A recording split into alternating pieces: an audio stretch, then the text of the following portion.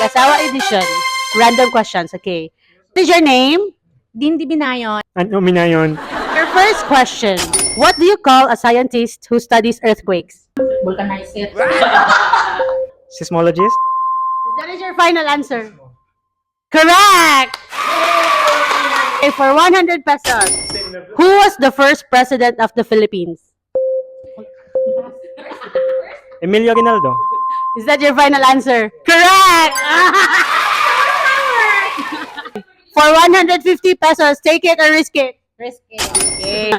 What element has the chemical symbol Na? Sodium? Final answer? Correct! Wake up! Wake up, girl!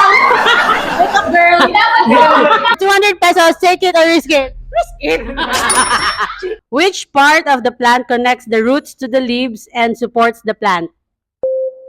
STEM? Final answer? Final! Correct! For 300 pesos, take it or risk it. Risk. Okay. In Moana, who is the demigod that helps her? Maui.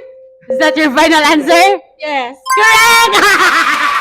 Please like And share? and follow Barbie Cinco TV.